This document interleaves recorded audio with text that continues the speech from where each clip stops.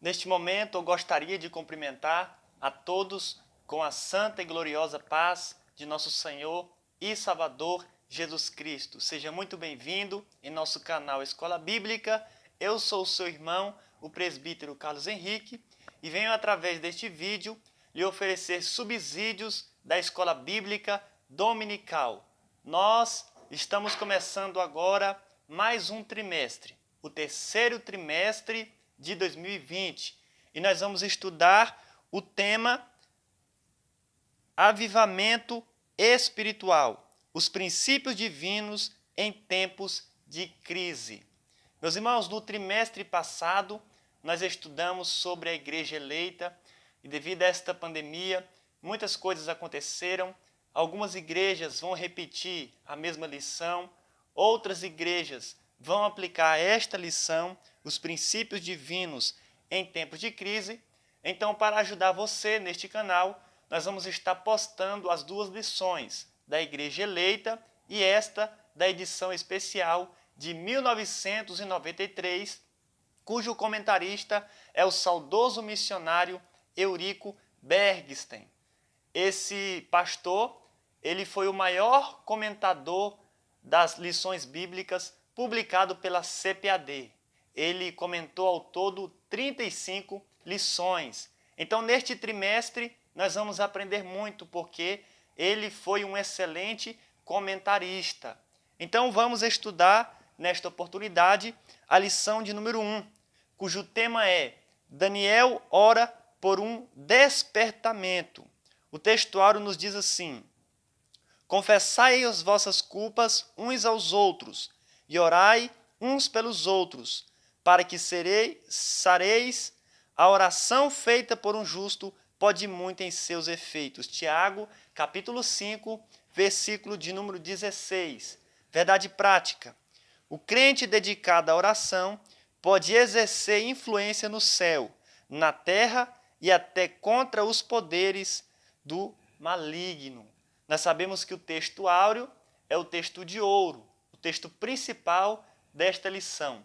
E a verdade prática é a verdade que nós devemos praticá-la. Então vamos entrar aí na introdução.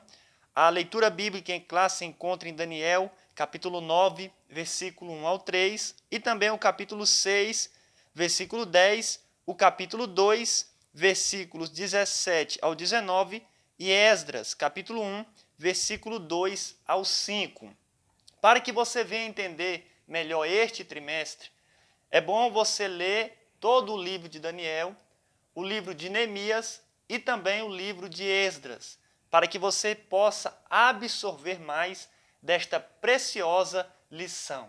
Então, antes de entrar na introdução, eu gostaria de pedir a você, que é novo em nosso canal, se inscreva, aí ative o sininho para que você possa receber em primeira mão os vídeos, quando a gente estiver postando, e também deixe o seu like e compartilhe também a palavra do Senhor.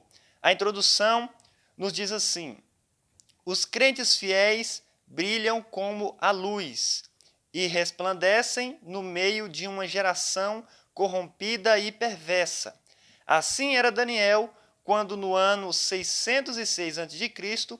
foi levado cativo para a Babilônia e, ainda muito jovem, tinha cerca de 15 anos. Muitos anos depois, Daniel gozava de elevado conceito no reino da Babilônia.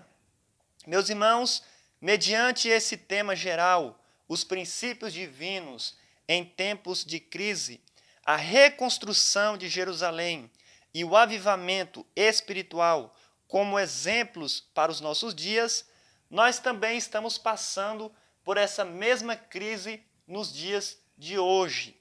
E nós vamos entender que Daniel, ele orou por um despertamento.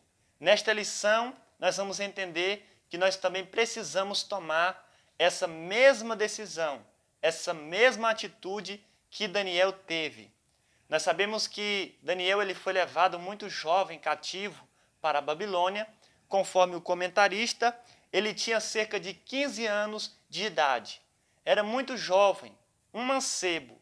E mesmo assim, ele foi fiel a vários reis e também a vários impérios que Daniel estava ali, porque existe o trigo, ou seja, existe o joio que é plantado no meio do trigo, mas existe também o trigo que é plantado no meio do joio.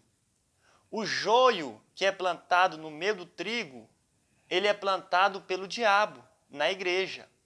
Mas o trigo que é plantado no meio do joio é plantado por Deus. E Daniel é um trigo plantado no meio do joio. Foi Deus que plantou Daniel na Babilônia. E ali ele foi fiel, porque ele era trigo. E nós vamos ver por que Daniel teve tanto sucesso em vários reinados e em vários impérios. O tópico de número 1 nos diz assim: Daniel foi despertado para orar. Número 1. Daniel vivia uma vida consagrada a Deus. Todo mundo sabe perfeitamente que Daniel era um homem de oração. Ele orava 3 vezes durante o dia, às 9 da manhã, ao meio-dia e às 3 horas da tarde. Me chama a atenção é que Daniel, ele era governador. Daniel, ele tinha vários cargos na Babilônia. Todo mundo conhece a história e sabe que ele foi exaltado pelo rei Nabucodonosor, porque ele era um jovem muito sábio, 10 vezes mais sábio do que os próprios sábios da Babilônia. Então, o rei Nabucodonosor constituiu Daniel como um dos 3 príncipes. Então ele foi exaltado, ele tinha muita coisa para administrar. E mesmo assim, Daniel não deixou de orar. Com as muitas ocupações que Daniel tinha, todo dia ele orava 3 vezes.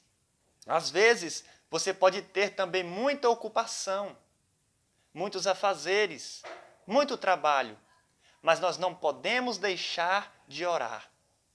Muitas pessoas dizem assim: eu não tenho tempo para orar. Isso é uma inverdade. Todos nós temos tempo para orar. O negócio é que muitas vezes não queremos abrir mão de algo para orar. E Daniel, podia ser o que fosse, ele tirava ali o seu tempo para orar. E nós devemos aprender com ele, porque ele foi um homem vitorioso. E se nós também queremos ser vitoriosos, devemos usar a prática da oração. Muita oração, muita vitória. Pouca oração, pouca vitória. Número 2. A estatura espiritual de Daniel capacitava-o para enfrentar verdadeiros combates em oração. Eu não vou ler aqui, porque senão vai pegar muito tempo. Então eu leio apenas aqui o título. Com certeza você deve ler em sua casa. Mas, conforme aqui diz o subtópico de número 2, Daniel, ele orava muito. E por isso ele enfrentava os problemas como se não fosse ali um problema, como se fosse algo fácil de solucionar. É interessante que Jesus, ele passava muitas horas em oração e pouco tempo diante do problema. Agora, a pessoa que passa pouco tempo em oração, ele vai passar muito tempo diante dos problemas. Jesus, ele ficava orando a noite inteira. Quando no outro dia havia um enfermo, que é um grande problema hoje, né? A pessoa que é desenganada pelo médico é um problema muito grande, porque a saúde dela está sendo atingida. É um problema muito grande, mas para Jesus não é grande. Jesus cura, porque ele passa muito tempo diante do Pai. Então veja que Daniel, ele orou muito. E por isso, quando chegou as dificuldades, porque Daniel ele foi perseguido, ele foi exaltado e automaticamente as pessoas sentiam inveja dele. E Daniel venceu todas essas invejas, todas essas barreiras. Uma certa feita, Daniel foi lançado na cova dos leões. E foi a mesma coisa que nada. Ele saiu dali vitorioso porque ele era um homem de oração. Então, essa era a estatura espiritual de Daniel. A estatura espiritual de um homem é medida pelo quanto ele ora. Então veja que Daniel era um homem de oração, e nós vamos ver aqui também que Daniel não apenas orava, como ele gostava de meditar na palavra. Número 3. Coincidindo com o período da oração de Daniel, profundas mudanças estavam para acontecer na Babilônia. Sim, meus irmãos, isso que aconteceu na vida de Daniel aconteceu no capítulo de número 9. Nós sabemos que o livro de Daniel, ele tem 12 capítulos. No capítulo 1, ele era apenas um jovem de aproximadamente 15 anos. No capítulo de número 6, quando ele foi lançado na cova dos leões, ele já era um homem velho. E no capítulo 9, ele já estava com a sua idade muito avançada. Então, estava chegando perto o momento de Israel sair do cativeiro da Babilônia. E Daniel começou a orar justamente nesse período, quando estava se aproximando o tempo de Israel sair do cativeiro. E Daniel começou agora a buscar a Deus. Ele começou a orar, a jejuar, e também ele se humilhou, ele se vestiu de pano de saco e colocou cinza sobre a sua cabeça. Veja que foi um exemplo de humilhação. Quando você lê o capítulo 9 de Daniel, você vai ver aquela oração. Que oração linda! Daniel ele começa a se humilhar, a pedir perdão pelos seus pecados, pelo pecado de seus pais, dos seus antepassados.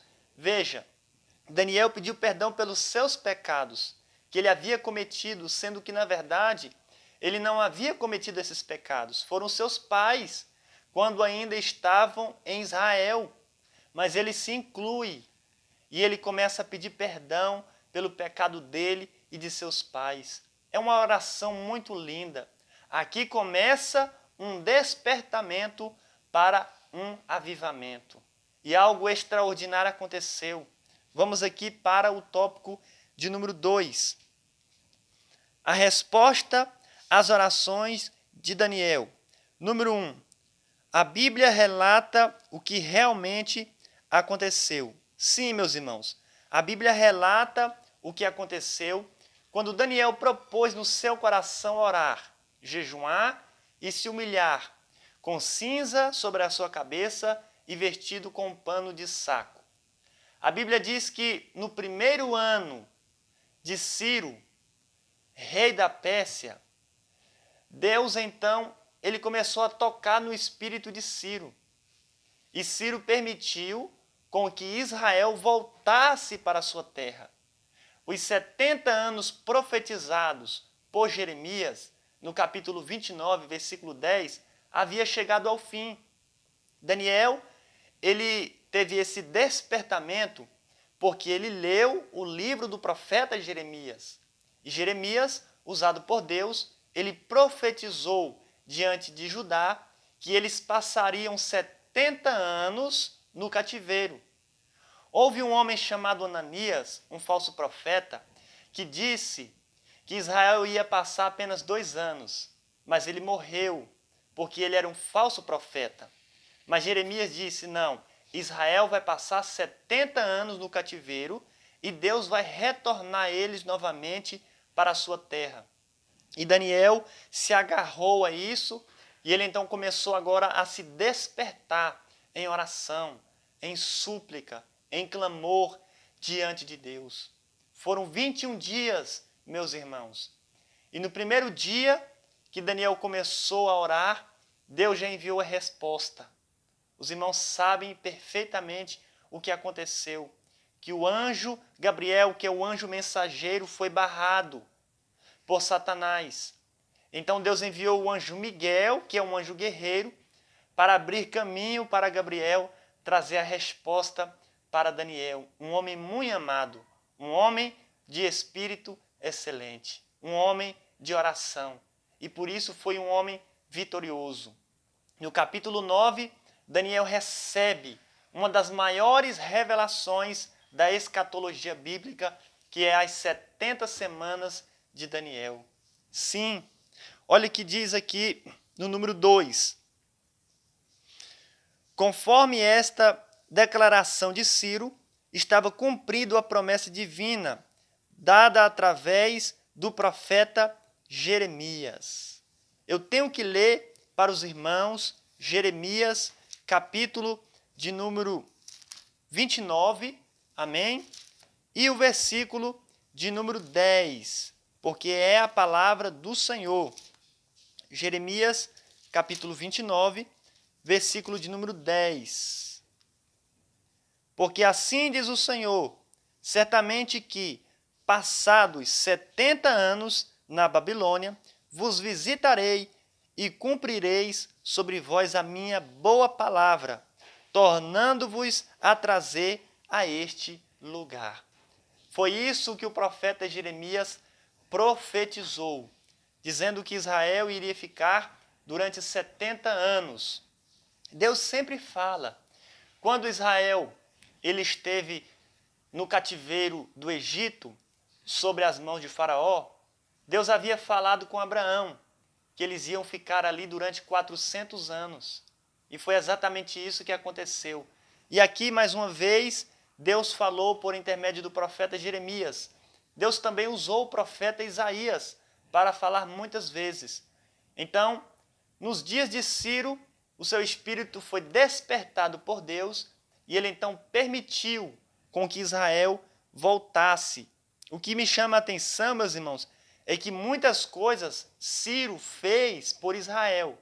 Veja, todos os judeus seriam liberados para voltarem a Judá, caso quisessem. Essa foi a primeira ordem de Ciro. Olha, todos vocês podem voltar para as suas casas, para as suas terras, se eles quisessem. Muitos foram embora, alguns ficaram, mas essa foi a primeira ordem de Ciro. Segundo, que eles receberam permissão para reedificar o templo. Eles receberam, meus irmãos, a permissão de Ciro para reedificar o templo, algo que é muito precioso para os judeus. Os irmãos sabem que nos dias de hoje, o lugar mais sagrado para os judeus é o Muro da Lamentação, que é uma parte do muro do templo, né? Veja, um muro hoje para os judeus é o lugar mais santo, mais sagrado do mundo. Imagina o templo naqueles dias para eles. E terceiro, todas as despesas da construção do templo poderiam ser tiradas dos tributos de além do rio. Até as despesas o rei Ciro iria arcar. Verdadeiramente Deus cumprindo a sua palavra e tocando no rei Ciro. O profeta Isaías chama Ciro, né? Deus, por intermédio do profeta Isaías, diz que Ciro é meu ungido, meu servo. 200 anos antes de Ciro nascer, o profeta Isaías já estava profetizando acerca deste homem. E por último, os vasos sagrados devem ser entregues aos cuidados de Zorobabel. Nós sabemos que o segundo templo é chamado de Zorobabel, o primeiro é chamado de Templo de Salomão e o segundo é chamado de Templo de Zorobabel, porque foi Zorobabel que começou a reconstrução. Ele foi ordenado pelo rei Ciro a ser governador. Então, pelas mãos de Zorobabel, o rei Ciro enviou novamente os vasos de ouro, de prata, os vasos sagrados da casa de Deus. Então, verdadeiramente, meus irmãos, o rei Ciro foi usado por Deus. Vamos aqui para o tópico de número 3. O resultado de um despertamento proveniente de Deus. Número 1. O rei Ciro foi despertado em seu espírito. Sim, meus irmãos, somente Deus pode fazer isso no homem. Somente Deus pode despertar o nosso espírito. E houve ali aquele despertamento no rei, de tal forma que ele ordenou para os judeus voltarem novamente para as suas terras, construírem o seu templo, reconstruírem novamente os muros.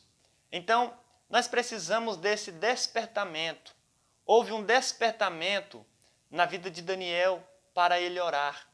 Houve um despertamento na vida de Zaqueu diante de Jesus para devolver algo que, se porventura ele houvesse roubado. Houve um despertamento em Saulo de caminho a Damasco.